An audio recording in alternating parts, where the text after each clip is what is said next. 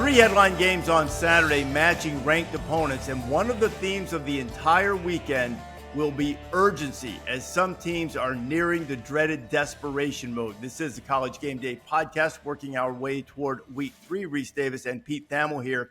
Pete will be on Rocky Top Saturday morning, back to Knoxville, where the crowds have been spectacular. We did not expect to be in those particular mountains, at least not in that range of mountains in that area. We thought we would probably be in West Virginia on Saturday, but Ohio U had other ideas.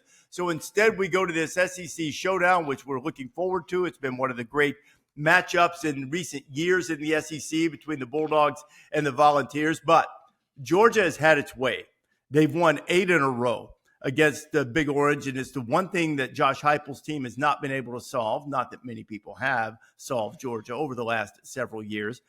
But it's a really fascinating matchup because in some ways, even though both teams are off to 2-0 starts, I get the feeling they're still looking to find themselves. I mean, Tennessee put up a big number last week against an overmatched opponent. Georgia did not. A lot of screen passes, a lot of short passes, a lot of new people in different spots, people that aren't the household names that you've come to recognize the last couple of years. Really, it's a game, I think, where the winner sort of announces itself as a contender in the SEC.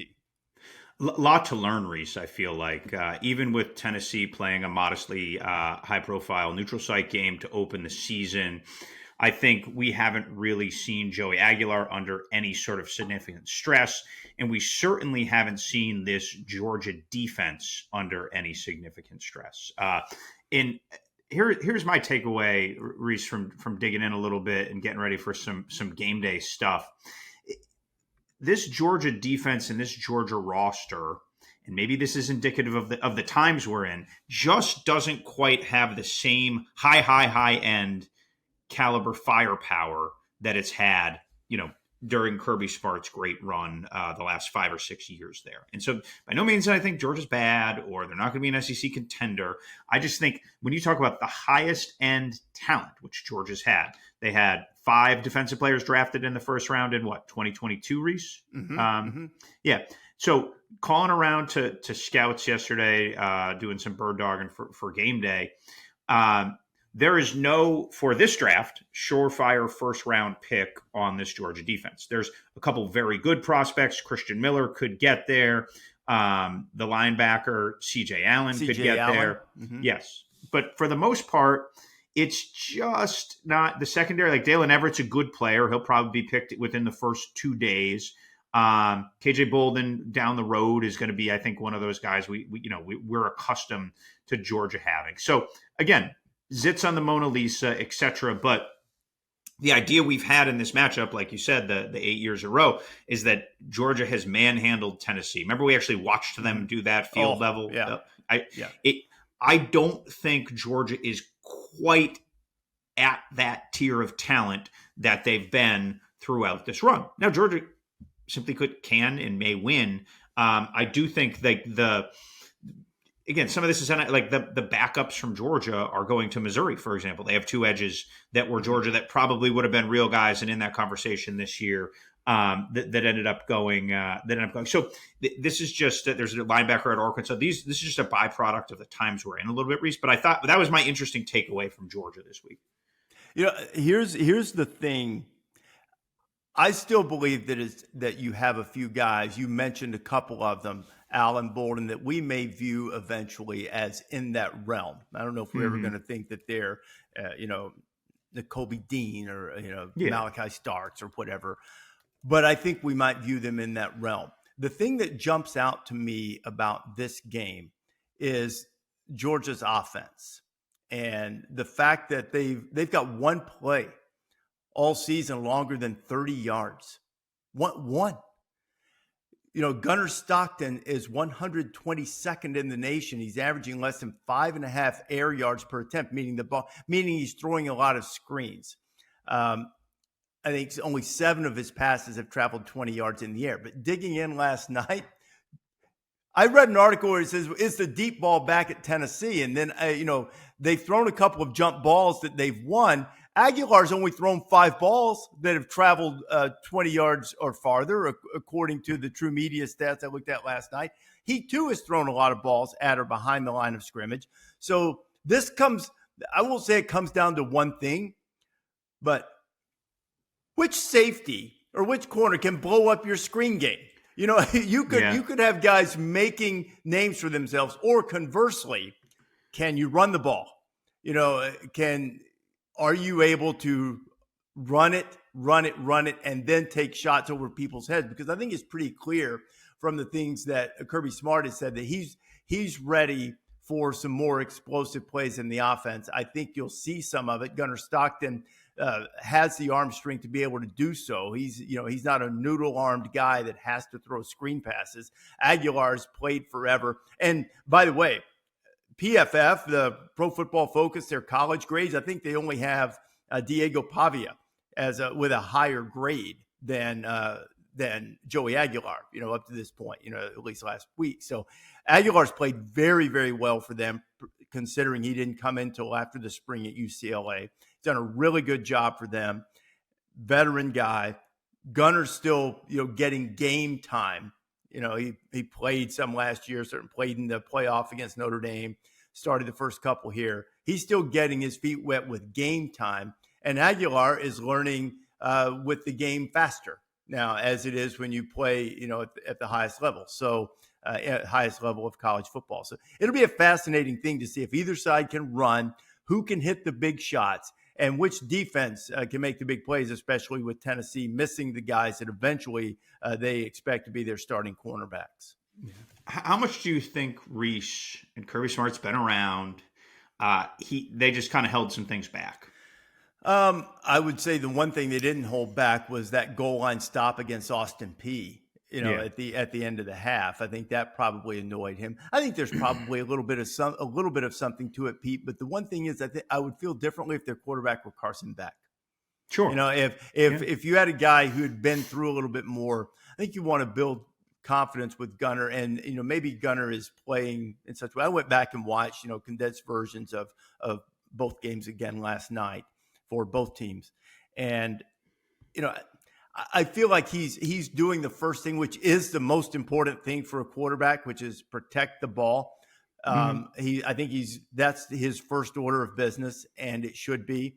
But I think as you see him get more and more comfortable, he's going to be willing to put the ball up. That's one thing Aguilar has done, even though they have thrown a high number of short passes. He has put the ball downfield and let his receivers make a couple of plays. Matthews made a tremendous play for him, actually in both games. He's made one in each game. So, Mike Matthews, the sophomore receiver, is a guy who will go up and get it, and he'll challenge Georgia's defensive backs. But they're going to try to run the ball with. They've got 3 really good running backs. Both teams have some depth at running back. Tennessee, even after losing Dylan Sampson, Deshaun Bishop, who played a lot last year, Peyton Lewis is tough, hard runner. And then Star Thomas, was very productive at Duke and has been good for Tennessee in the early going here. So it's a pretty fascinating game.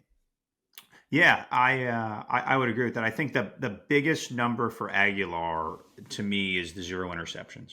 I believe he led the nation for all quarterbacks in interceptions last year. And I played in a wide open offense at App State. His 2023 Rece was exponentially better than his 2024. He took a precipitous drop last season. Sean Clark ended up getting fired.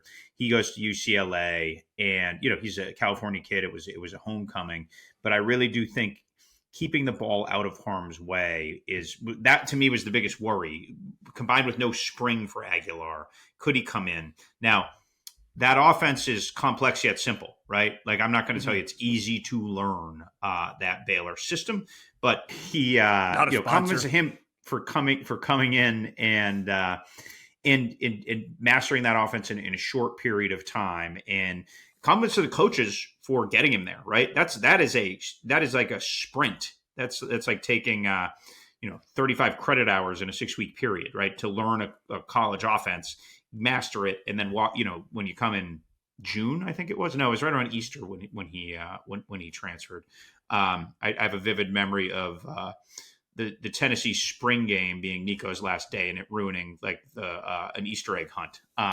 So I want to say it was late April. We'll make a pick on this game coming up on the YouTube edition of the College YouTube extra deep cut, if you will. But you have a lean right now, Pete? You have a lean in this game for the ESPN2 audience here? So I think it's going to be a pretty low scoring game, Rece. That's your theme of the year. You've been right so far. Yeah, Is it the too high safety look like it is in the NFL? Is that what you're attributing it to? I don't know. I'm attributing it to that. As excited as we get about college football in the 7 months that we don't have it, we tend to block out the fact that sometimes it's not well played early in the season. So that's probably a buzzkill answer, but that's what we've saw. Like about the first 3 quarters in Ireland, right? Like, for example, or an example of that. So, with so much change, Rece, early in the season, there's just not as much continuity, synchronicity, and all the things that come with all those mid-major basketball cliches from another generation. But I would lean orange. Wait, really? Yeah. Well, until I see it, I tend That's to fair. I mean, your eyes are biased for a reason. 8 in a row. Yeah, 8 in a row. And until I see it, I'm going to lean the other way. But I tend to agree with you. I think this will be a low-scoring game. Whoever does or doesn't take care of the football, whoever does or doesn't make field goals, that will probably determine the outcome. You mentioned Ireland. One little aside before we go to break. We don't root here. We root for everybody to do well. We don't root for outcomes of games, but we need Kansas State to get going. Because after what happened to Florida State last year, and now Kansas State is struggling, barely escaped with a win in their second game and then got beat by Army, who was coming off a loss to Tarleton State. I don't want any of this curse of Dublin. Dublin is too great of an experience for the players, the teams, the fans. It's a great event. We don't need the curse of the loser in Dublin having your season go completely sideways as it did for Florida State. So just a little public service announcement to the Wildcats. Let's get the Power Cats and every man a Wildcat rolling a little bit. Yeah, here. I think the Dublin curse was really the curse of Dylan Edwards' ankle. I believe it's the first play on the punt return. He muffs it and then gets hit, and everything just kind of went. You could argue if he's healthy, they probably win both those games, right? Like they at least, again, the Iowa State game was a coin flip.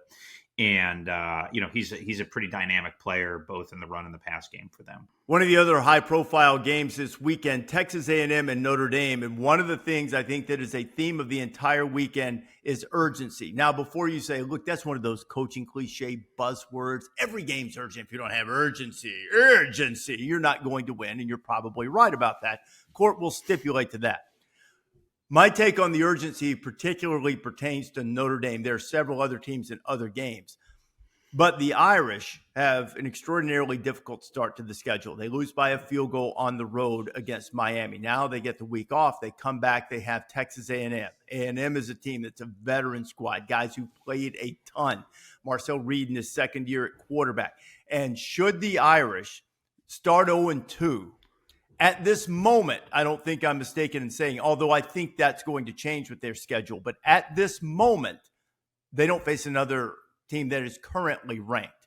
Do I think USC will eventually be ranked? Yes. I think Pitt, for instance, has a chance to be ranked. So that may change. And if Notre Dame starts 0-2 with losses to their 2 ranked opponents and at least the potential maybe not to have an impressive win, there's room for them in the playoff, but they'll be right on the edge. So these games matter early, even with the expanded 12-team playoff. I made the point Saturday on game day. In my judgment, Ole Miss losing to Kentucky last year kept them out of the playoff. And it could well be that if Notre Dame starts 0-2, that they'll be in danger. I do think it's really important how they play. They lost to Miami by a field goal. If they lose to Texas A&M by a field goal, I'm by no means saying they're disqualified and they can't make it. But I do think there's some urgency here when you base it on what Notre Dame has the rest of the way. No room for error and potentially not as many opportunities for marquee wins. Yes, it's an interesting point, Rece. If we take Notre Dame from the macro for a second, with no current ranked teams, and obviously this is all fluid and things change, Absolutely. Yeah. man plans and God laughs. But there was an SEC schedule where I think it was Oklahoma's, where every team they played the rest of the season was ranked. Was it Oklahoma? It's not Oklahoma because Oklahoma's got Temple this week and they've got Kent State. Yes, but SEC team. Sorry, every SEC team. Every conference game. Yeah, that's probably right. But I mean, I don't know that it's as tough as Florida's, but Oklahoma's contender. Florida at this moment's not. I get your point. My mistake. Yeah. Go ahead. So I bring it up just to say. So I'm calling up Oklahoma's full schedule now. Sorry. Yeah, I've got it in front of me. It's Auburn, it's Texas, at South Carolina, Ole Miss, at Tennessee, at Alabama, Missouri, LSU. That's brutal. Yes, brutal. And I bring it up to say, if Notre Dame does lose 2 and run the table, what's the new BCS? Whoo, showing my age early in the morning. What's the new CFP buzzword? The strength of schedule metric. Yeah, basically strength of record. I think they're inverting it and calling it record strength. Yes. But yes, so it's like the old strength of record that ESPN does.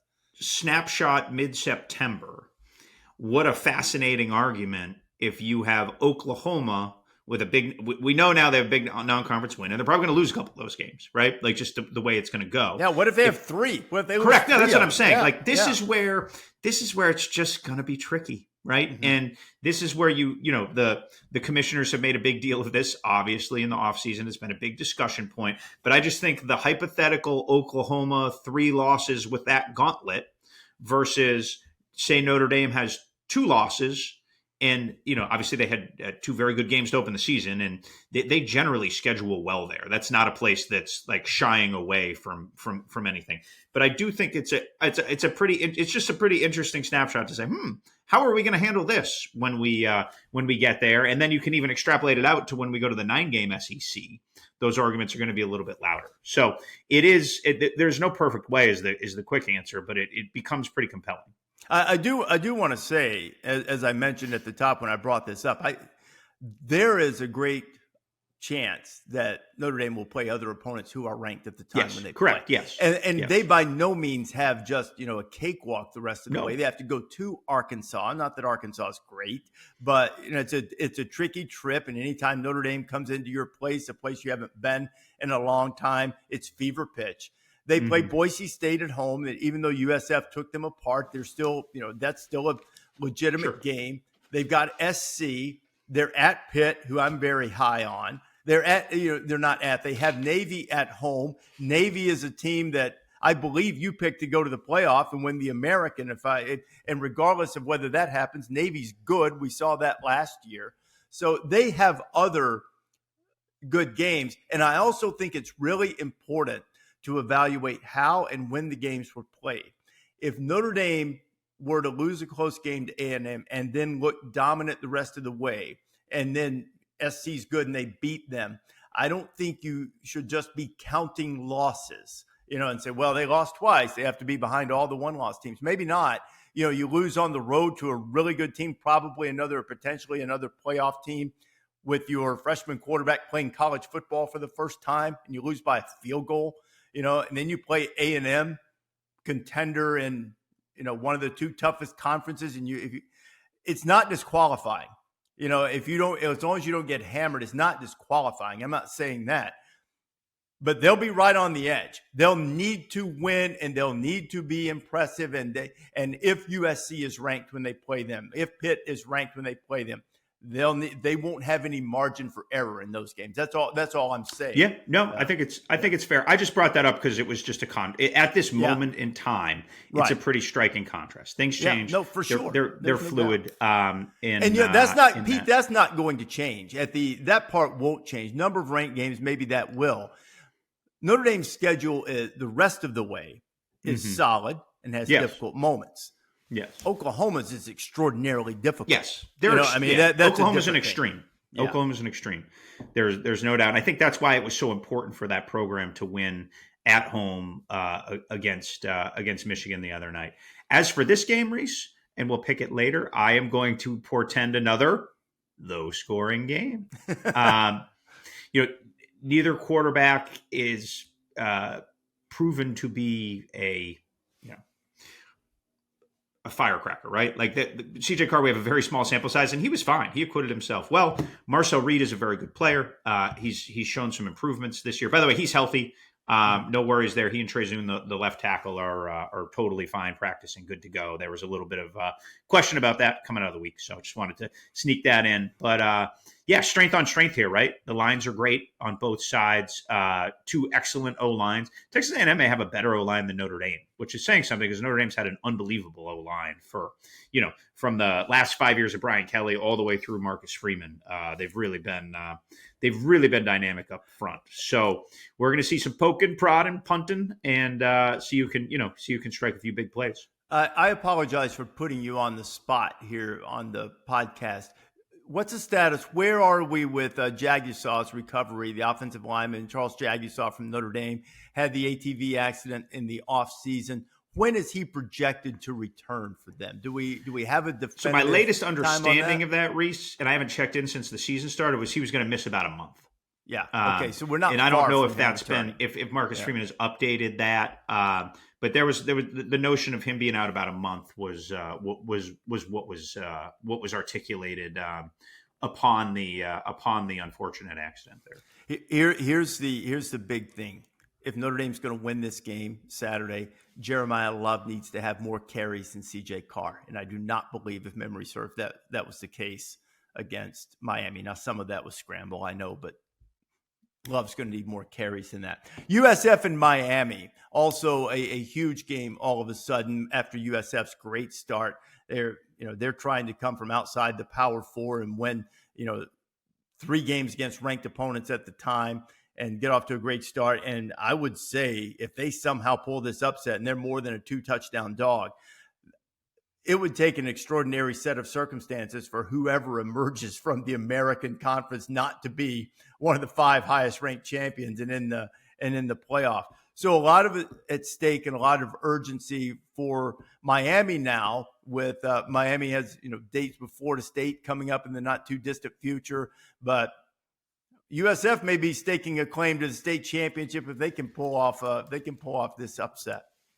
Yeah, I am certainly been impressed with USF, right? As everybody has been going through this year. I am not ready to just send them into the bracket. Does that make sense? Like, you go win in the swamp, you get all your flowers. You deserve it. Transformative for that school. They actually just hired a new athletic director yesterday. The momentum they've been seeking since Jim Leavitt had them flash, and they went to number 2 in 2006, maybe. It's somewhere in that neighborhood. They failed to cull it, and that's why they're not in the Big 12, right? Like that place is always percolated with potential. They're building an on-campus stadium, and credit Golish for surging them into the spotlight. So, but I'm just going to issue this note of caution here as they go to Miami.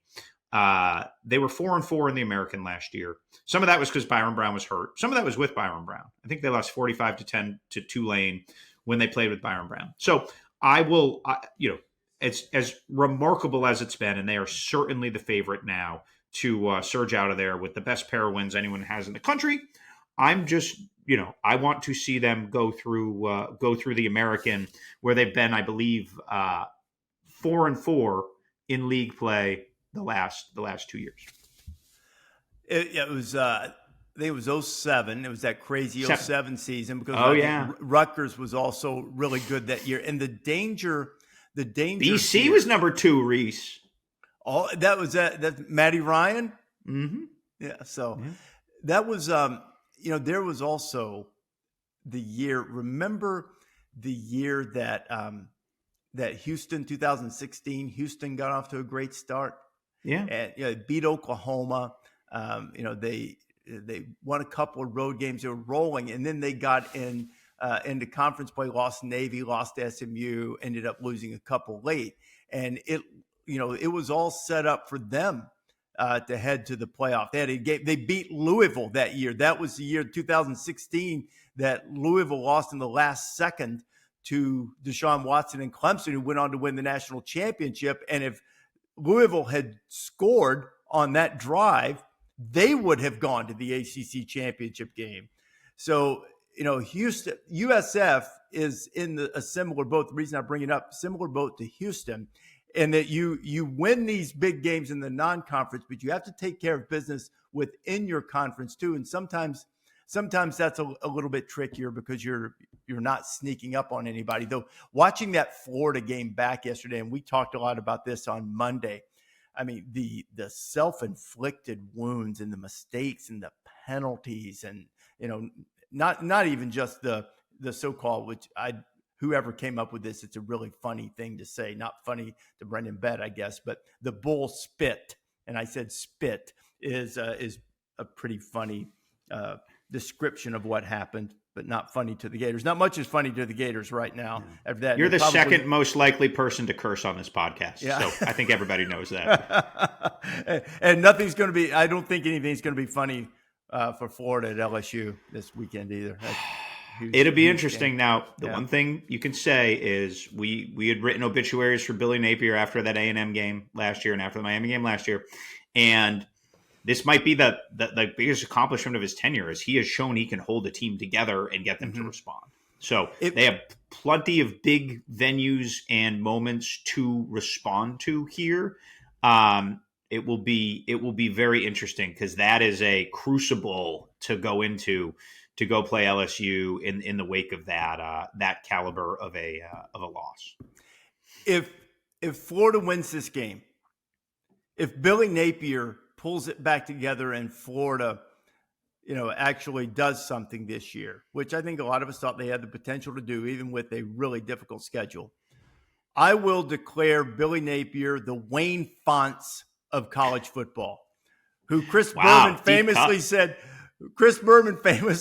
of Fonts, he's like Rasputin. You can't kill him. Every time they got ready, to put him on the chopping block with the Detroit Lions, the Lions would do something. Maybe Eric Hipple, would do something good, and they would save his job. Billy Napier has a chance to become the Wayne Fonts of college football. Can Rasputin, I use can't kill him? Yeah. One of my lines. Billy Napier now has the honor of having the asbestos pants. He's been on the hot seat so much.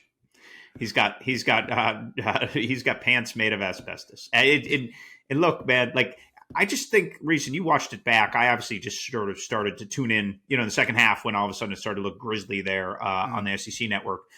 I don't think Florida's untalented. I don't either. I think they played poorly. And that's part of the problem. Yeah. That some of the same things, like the interesting juncture for Billy Napier last year after the bad start and after the vote of confidence from Scott Strickland was that there was an expectation that he may pass off the play calling, bring in some kind of quarterback coach. And Billy Napier called some momentum in those last few days, and he kept everything exactly the same. At least that's what they're showing and saying. And I think when you lose a game like that, those decisions to not change and evolve, when we've seen Ryan Day evolve and give up play calling, we've seen Lane Kiffin evolve and give up play calling. We've seen these guys grow and evolve, and the program is better for it, at most of the stops, quite frankly. So I think that comes into focus here a little bit too with sometimes you've got to show, hey, this is going to be different. And then when the results aren't different and you haven't changed, that's when things get complicated. Have you ever had any article of clothing or accessory made of asbestos? Sure haven't. You? Yes. Please tell. My dad was a machinist for the Tennessee Valley Authority, and one of the things that they had was, I think this was probably a little bit before everybody knew this was extraordinarily bad for you, but they had asbestos gloves that they used, and sometimes there would be extra, and he brought some home. And so occasionally there would be some burning log or something. And he would just put on those gloves. You won't feel it, so you pull we had a wood burning stove. So be able to move the logs around with the asbestos gloves. So there you go. That's, but pants, no, never. They probably wouldn't be pants. comfortable. They wouldn't feel like those light Lulu pants, I would think, Yeah. There might be chafing involved. Yes. Well, the fan base can relate. Yeah. There's a lot of chafing going on in Gainesville right now, and it's not just because of the wet, humid weather, which we're going through. Also, in our social media department at ESPN, I felt some of the chafing.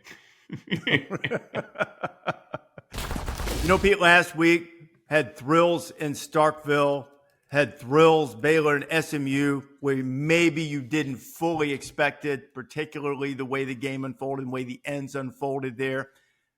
Give me a headline from Saturday, something that we might not quite see coming. Clemson white knuckling in Atlanta. I don't know if I'm ready to pull the trigger on the upset. I'm probably going to have to make that call. But I think there's an expectation with Haynes King practicing that he returns after sitting out Gardner Webb. And the Georgia Tech, man, they will drag you in a mud pit. They will play keep away. Blake Gideon has had really good early returns there as the defensive coordinator. And Clemson's got a problem on offense, Rece. And we saw it last year at Dublin with Georgia Tech. If you are not scoring efficiently and you are not playing efficiently on offense, that is a bad opponent. So did you see Brent Key's press conference? I did not yet. It started I saw this on Twitter. It started 9 minutes early, ended 2 minutes before it was scheduled, and he did not give a lot away. I'll just say that. Okay, that'll. He's ready. It's game week. Like he was not going to give any flowers to the Tigers. Well, it's hey, look, he's building his program on toughness, and they're exemplifying it. I've got one for you off the radar. Yeah. Wildest game of the day will be Arkansas and Ole Miss. You got Taylon Green. You've got your guy Austin Simmons. They also have a history over the last quarter century. They've played at least 3 games in which both teams have scored 50. Now, once in 7 overtimes. They've had 53-52. They've had 52-51 in regulation, by the way. That was a 21 game. Arkansas scored in the final play, wisely went for 2 to win it. Ole Miss stopped them, and they didn't, which I always say, if you got momentum and got a chance to win the game, do it. Didn't work out. Wildest game of the day will be in Oxford, Arkansas and Ole Miss. Hard to argue, considering their robust history of ridiculousness. Yeah. Pete, before we get started with our picks, you brought up a game during the break that deserves a little bit of attention. Friday night, Colorado is at Houston. Ryan Staub's going to be the starting quarterback. We've gone back and forth in the offseason. Caden Salter, Juju Lewis. Staub played better than either in the Buffalo's most recent game, so they played all 3 of them. What are you seeing right now? Colorado, this could get really difficult for Colorado coming up over the next month or so, if not longer. Yeah, it's interesting. I think this is a pivotal game for the Buffaloes, Rece, if they, want to be in the Big 12 conversation, and honestly, if they want to make a bowl. So they host Wyoming the following Saturday. They'll have a longer week for it. And then they have a gauntlet. This may be the hardest stretch of Big 12 play this year. BYU at home, at TCU, Iowa State at home, at Utah. And that will ultimately determine their season. But boy, it's hard to find, a surefire win in there. I would guess they are touchdown plus underdogs, considering they're 5.5-point underdogs to Houston. And the results of that game will ultimately determine the trajectory. But man, it is a crucible for Coach Prime coming up here. And even, Pete, if they navigate it and do okay, they finish Arizona State at home, who despite the loss to Mississippi State, I'm still really high on. And at Kansas State, who despite the stumbles coming out of Dublin, still a really good team and a difficult place to play. Probably be a little chilly there at the end of the season, guessing. Probably a little bit. So really interesting game to keep an eye on Friday night. How do the Buffaloes play with Ryan Staub at quarterback against Willie Fritz and the Cougars and Connor Wigman, their transfer quarterback there. All right, let's do the 6-pack of picks. I really sort of want to retire the picks because I went 6-0 last week. But what we're going to do, we're going to do a bonus pick. It's going to count in the standings, but it's not going to be in our quick hitter 6-pack of picks. We talked a lot early in the podcast about Georgia, Tennessee. Close spread on this one, getting smaller and smaller between the two. Tennessee has lost 8 in a row against the Dogs. Is it time once again to let the big dog eat on Rocky Top? And our producer, DJ, he loves that. But, I don't know. His Bulldogs are only a field goal and a hook favorite on Rocky Top, number 6 against number 15. You going big orange there? You feeling big orange, Pete? You said earlier you're leaning there. Are you going to do it? You're going to put it on I'm going to do it. I'm going to do it. I am not going to be a chalk-eating weasel. And I just have too many questions about Georgia, questions about their offense. Defense is good, but not the elite defense we've remembered there. And I have visceral memories, Rece, standing on the sideline with you, watching those games at Neyland when it is a cauldron of desperation and they really want to end this schneid against Georgia. So I'm taking the Fighting Aguilars. No, sir. On Saturday afternoon, this is for you, DJ.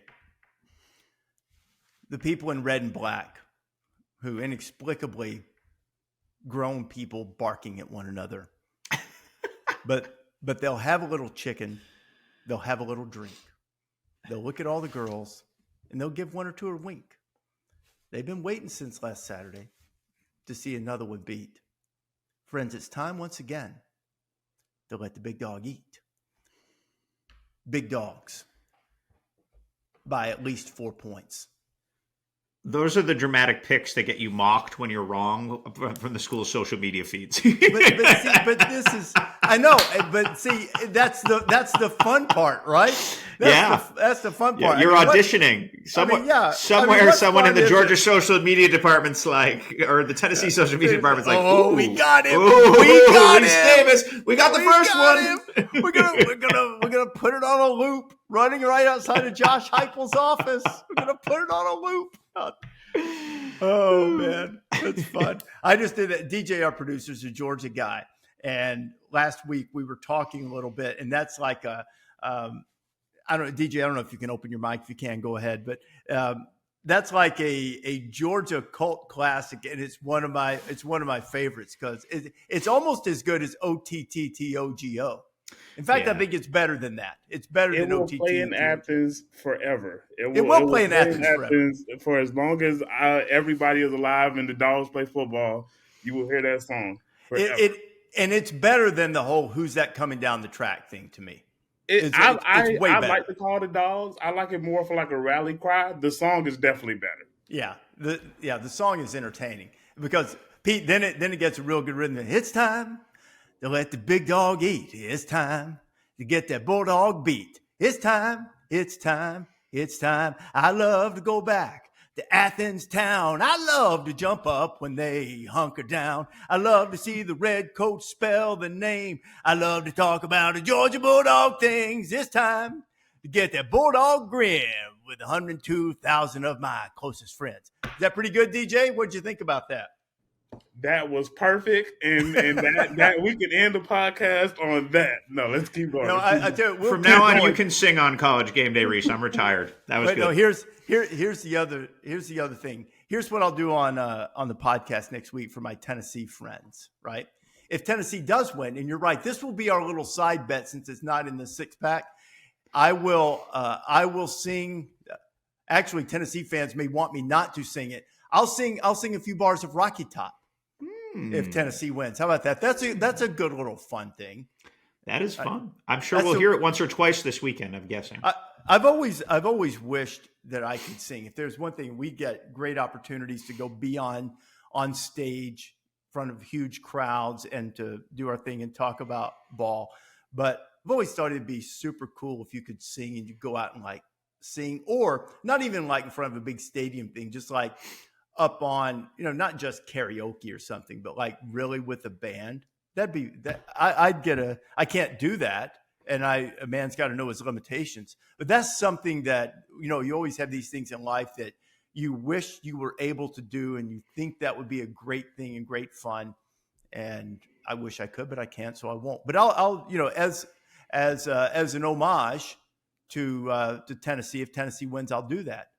Maybe I'll inform. I'm speaking to Gene Wojciechowski's class shortly after we finish this. After we finish this podcast, so maybe I'll let them know that if they win, that I'll be singing Rocky Top for them. All right. That is good. That's awesome. You're talking to Gene's class. That's pretty fun. That's topical for Professor Wojciechowski. I'll bet that's the most entertaining class there. He gave me a couple of little insights. He said there's I've forgotten exactly how much later than the class starts that we are starting. He wants to give everybody a chance to get there. He said, I have one student who is habitually late. And I said, well, give me the name and I'll call them out. And he goes, no. She's coming from way across campus. So it's not like she's being disrespectful. She's got like a previous class right before way on the other side of campus. So, anyway, but he did give me a little piece of information that he said would be well received about a student who did not show the appropriate posture when visiting with the Lady Vols head coach and was quickly reprimanded. So you get a little insight before you go there. Gene's new podcast is great, by the way. I've listened Gene's a couple great times. At everything he does. Yeah, he's great in everything he does. Yeah. He does one with Pat Forty and Brian Fisher now at SI. Mm-hmm. It is an excellent college football podcast. And it's just good to have Gene's voice back rumbling through the terrain. Such a dry sense of humor. It is indeed dry. Yeah, I got a chance to actually, Gene, my son was playing independent minor league baseball this summer, not far from where Gene lives. Gene and I got together a few times over the summer. He came to a game. Nice. And you said earlier, the one of the two of us was less likely to swear. A line drive was caught in this particular game, and I might have let a bad word slip out. And Gene was quite taken aback. My daughter, I think my daughter will tell you that I think she's heard me swear like maybe twice in her whole life.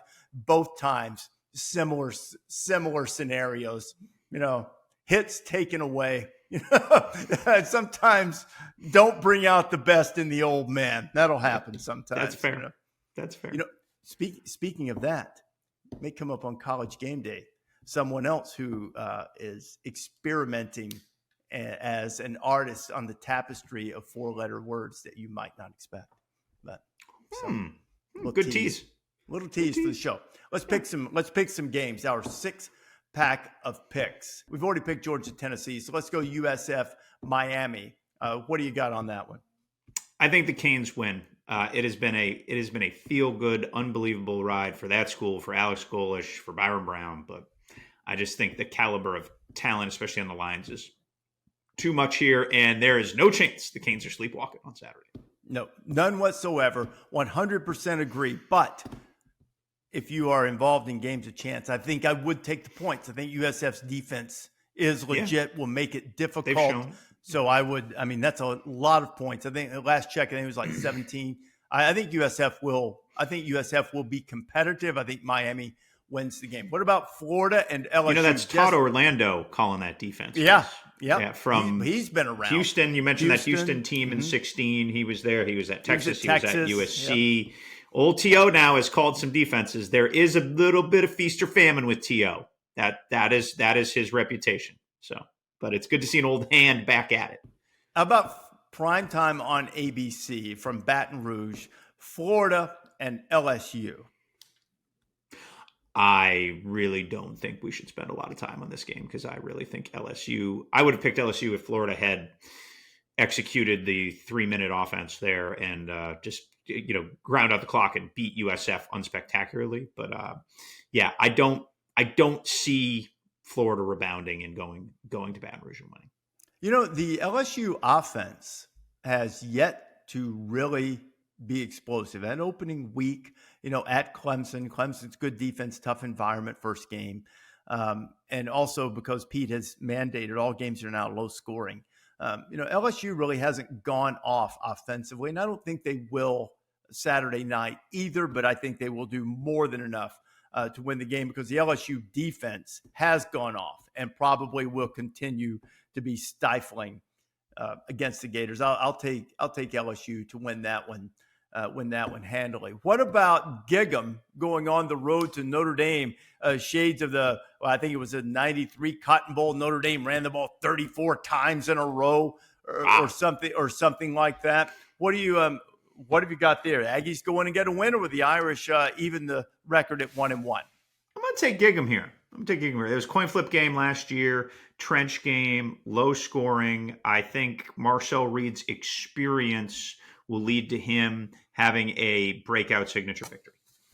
On the, I don't know exactly when the date is, but Digger Phelps being an Irish legend, I can't go against the Irish when that happens anytime. It reminds me I've got to do a video for Digger on that. Give me Notre Dame. Yeah, I think Notre Dame in prime time at home, defense will be good. I'll take the Irish. By the way, another tease for College Game Day. There are really good cornerbacks in this game. If you like to get down in the weeds, Christian Gray and Leonard Moore from Notre Dame. The blanket will leave for Texas A&M. Not just those guys, but a few others. Nick Saban in the film room on College Game Day this week is going to talk about some cornerback technique that you'll be seeing and how that should be played and who's particularly good at it and how. And he is excited because Nick Saban loves to talk about cornerback play. Yes, he does. That is his wheelhouse. He always called himself the GA for the defensive backs or something when he was the head coach. It's where he spent a lot of time. Nick's old stomping grounds, Alabama at noon on ABC, and Kalen DeBoer is going to join College Game Day on Saturday morning. Wisconsin comes in. Wisconsin hasn't gotten much done on offense. Alabama blew them out in Camp Randall last week. The Tide, look, the one thing Alabama proved against ULM last week is that they'll bully people they can bully. The question that won't be answered, I don't think, on Saturday, but will be in a couple of weeks in Athens, is will they stand firm when they get punched back? The question is, does Wisconsin have enough to punch back against Alabama? How do you see that one? I don't think so, Rece. Billy Edwards' status is in flux after he injured his knee in the opener against Miami of Ohio. Luke Fickell was pretty guarded with what he said. So even with Billy Edwards, that's a tall task, potentially without him, and we'll find out. That'll be something we'll be tracking, I'm sure, on game day in the morning on Saturday. I have a hard time seeing Wisconsin. Now, give them credit. They've recalibrated a whole new D-line. There's a lot new and different at Wisconsin, but I don't think it's going to be enough. I also don't think it will be as grisly as it was in Camp Randall last year. Alabama played with an edge that was missing in Tallahassee. It was against an overmatched opponent for sure. All three quarterbacks threw multiple touchdown passes. Ty Simpson did not throw an incomplete pass. I think they've got a really good quarterback room, by the way, and I don't know how that's going to shake out in the future. But I mean, people are going to be after all three of them, however that ends up shaking out. But I think Alabama rolls in this game. Wisconsin will put up a fight because they're Wisconsin. They're well coached. Jeff Grimes, reliable, violent offense coming in as the offensive coordinator there for Fickell.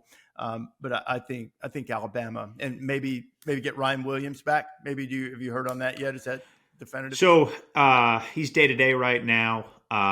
As typical concussion timelines go, historically, it would seem to be he's got a chance. Okay. And you know what? They had some young receivers who showed up. Again, overmatched opponent. Yeah. See how that goes. Be a big test. Alabama needs to play to a standard on Saturday. And then we go to our deep cut game. Texas State and Arizona State. This was a field goal game last year between the Sun Devils and the Bobcats. Arizona State bounce back, or does old G.J. Kinney have a little something for them? It was 21-7 in San Marcos. They were the lazy river was lit there. You ever been to San Marcos, Rece? I have not. A fine place. I stopped there on the way to the Final Four last year on my drive from Austin to San Antonio. That is it's a fun little place. You could feel the energy being around that program as they head to the Pac-12 next year. Brad Jackson has been a revelation. They had three other quarterbacks in that race this year that were P4 guys, including Nate Yarnell, a name you'd remember from Pitt. Pitt. Yep. Yeah. And Brad Jackson, a local kid, Texas quarterback, went and won the job. G.J. Kinney told me this week that he is Texas State's Tim Tebow. Now, he didn't say he's as good as Tim Tebow, but what he did say is he's got a 4.0. He's their FCA speaker, and he's just like the heartbeat of the program. And he's come out. He's at or near the top of the Sun Belt in every quarterback category. He's been a revelation for them this year.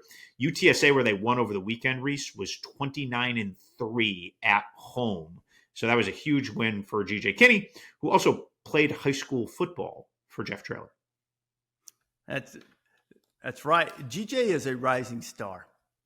He's gonna be on some radars, and Texas State, with all the commitment they've made, I'm sure will do everything in their power to make sure that he stays right there in lovely San Marcos. Maybe we'll be there at some point. Be a good place to take College Game Day. Anything else before we wrap up here? That's really a game that's really captivated your attention this week leading up to it, or something you'll be watching in terms of news on Saturday morning?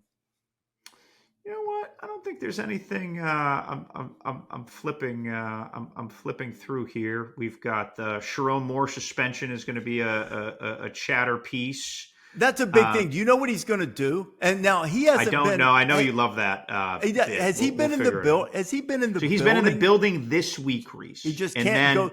Can he go to meetings? Yes, he could. He's doing everything this week, but come midnight Friday, he's not around next week. Okay, so that's how that's how the suspension starts Friday night. Okay, and then he misses all of Nebraska week. Okay, so that means he can't be in the office. He can't be in meetings. That's my understanding, and I would assume there's no contact. That's going to be right. Okay. That's going to be that is the way it's been articulated. That's going to be a long week, even if there are carrier pigeons to deliver messages or whatever they might choose to do. That's still going to be the longest week of his football life. Yeah, no, and that's a tough game at Nebraska. I mean, that's their obviously their league opener. And did you see Rule's halftime speech? I did. Fantastic. So he's doing a podcast now, Reese, and you can tell that he's in the content business. He's he's chasing our numbers. It was good, man. That certainly Matt Rule can give a speech now. I've seen him a few times over the years talk to his team. He's powerful up there. See how powerful they are. A couple weeks against Michigan. Been fun, Pete. Look forward to seeing you on Rocky Top. It's going to be a great morning there. Those crowds there every time we've been, just fantastic. Woo. And I think they'll be great again this week too. Can't wait to get up there. I would say it's the best SEC crowd in my 3+ years on game day. Yeah. We have, I think since you've been here, we haven't been to Auburn. I don't Correct. think. Yes. The setting is perfect. There's a good backdrop. It's just confined enough to give it a huge look.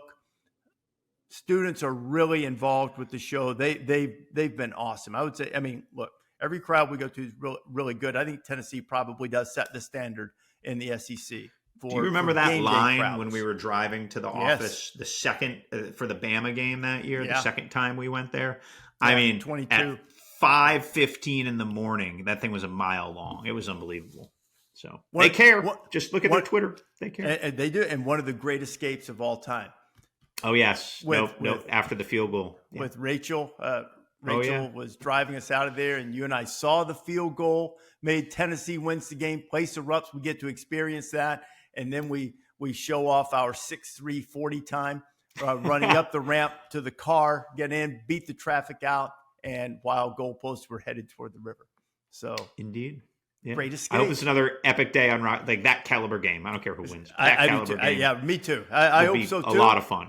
See if Georgia can escape the cauldron that is Rocky Top College Game Day from Knoxville on Saturday morning. Hope you'll join us then. Thanks for joining us on the College Game Day Podcast. Download wherever you prefer to get your podcast, or better yet, subscribe and never miss an episode.